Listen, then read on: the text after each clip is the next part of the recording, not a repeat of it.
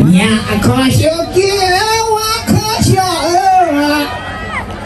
खोजे मैले पाइन साली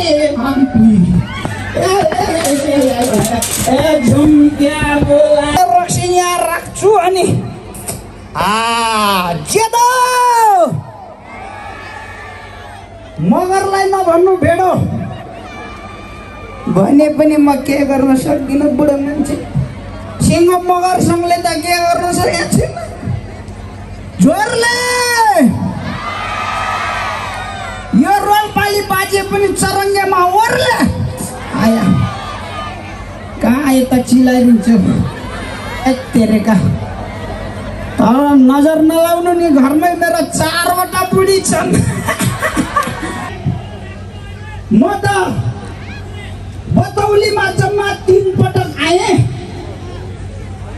2022 सालमा रोल्पादेखि नुन लिन जाने भनेर आएँ जातले पाको खानुपर्छ भनेर रातभरि उहाँ गोरसिङ्गामा बसेर खाएको ल अब उठेर जाउँ नुन त बिहानै बोकेर जानुपर्छ दिउँसो त घाम लाग्छ भन्छन् नुन कहाँ पाइन्छ भनेको खोलामा पाइन्छ भने रोल्पामा 10 धार्नी ढुङ्गा त तिनाउ खोलाको लगेर गएछ मलाई के थाहा तिनाउ खोलाको ढुङ्गा भरेर नुन यही होला भनेर त्यहाँदेखि म बतौली फर्केर आएन यस्तो रमाइलो रहेछ अनि यो देवदह 10 त झन् कस्तो राम्रो 2066 सालमा एम्बुलेन्स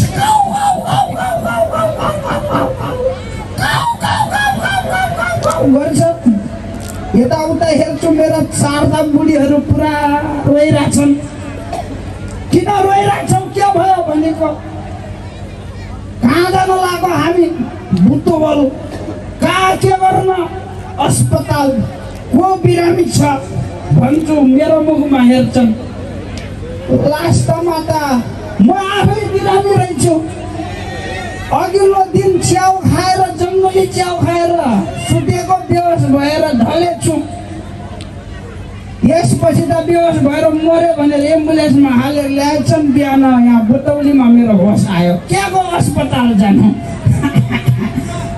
त्यतिकै फर्केर गएँ बुढी आएर मलाई के को पात हो बुढा भन्छ पानको पात दिन्छु भनेको मान्दैन अन्जना पुण्य लगिसक्यो भन्छ के पात दिने होला भनेर चिलाउनेको पात अरूलाई के दिन्छौ त भन्छ अरूलाई त अलि कडा भलायोको पात दिन्छु भने अलि चिलाओस् शरीर कनाउन् भनेर त्यसो भए गाइदिनुहोस् भन्छ अरूलाई भलायोको पात मायालाई चिलाउनेको पात भनेको मिलेन भन्छ अहिले बुढा भन्छ फेरि अर्को माइली आएर मलाई दिएको पात बुढा भन्छ अरूलाई खोर्सानीको पात तिमीलाई केराको पात भन्यो यो गीत आएर म त पात खोज्दा खोज्दा खाएर फेरि यता चिलाउँछ के छ यहाँ चिलाउने के छ मच्छर छ ल अब मच्छरबाट सबैजना बस्नु होला हाम्रो त्यस्तो हुन्थ्यो पहिला पहिला हामी भेटघाट गर्दाखेरि दाउरा घाँस सोत्तरमा हुन्थ्यौँ आजभोलिको भेटघाट त केमा हुन्छ फेसबुक टिकटक मेसेन्जर ट्विटरमा हुन्छ पहिला हामीलाई केटी फकाउन जाँदाखेरि केटीहरू राजी भयो भने भुइँ कोटाउँथे यसरी आजभोलिका केटीहरू पर्स कोटाउँछन् कति पैसा छ मेरो बोयफ्रेन्डको गोजीमा कति कमाउँदो रहेछ भनेर कोटाउँछन् हाम्रा बिहामा पञ्चे बाजा हुन्थ्यो आजभोलि उस्तै परे यज्ञमा गाजा चाहिन्छ भन्छन् यस्तो विकास भयो कि हामी त त्यो बेलामा पसिना गनायो भने ओहो यसले बुढी पाल्छ भन्छन् अहिले सास गनाउनु पर्छ भोलि बिहान ब्रेकअप अब हामी मगरसङ्घ भन्छौँ भाषिक समानता कायम गर भनेर अघि र्यालीमा कायम गर भने लास्टमा छोराछोरीहरूलाई बोर्डिङ स्कुलमा पढाउँछ इङ्ग्लिस पढाएपछि कहाँको भाषिक समानता कायम हुन्छ हाम्रो छोरी चेलीहरू ए मगर सङ्घ जिन्दाबाद जिन्दाबाद भन्छन्।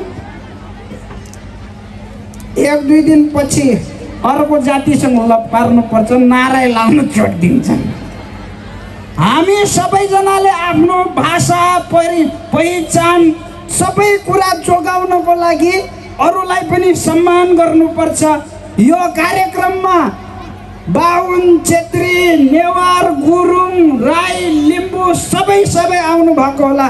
एकले अर्कालाई सम्मान गरे पनि त्यसै पनि माथि लाग्छ। म अलिक ठुलै कुरा गरेँ क्या हो, कहिले काहीँ मैले अलिक ठुलै कुरा गर्छु क्या। उता उहिले माओवादीहरूले झोला बोकाएर हिँडाएको बाबुराम प्रचण्डलाई थर्काउने मान्छे मै हो।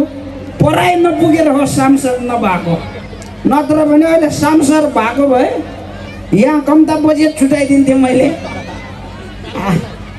मामा कार्यक्रमको लागि जम्मा ओडाले 1 लाख रुपियाँ दिँदो रहेछ। यहाँ यत्रो कार्यक्रम 1 लाखले सकिन्छ। ओडा त यही हुनुहुन्छ,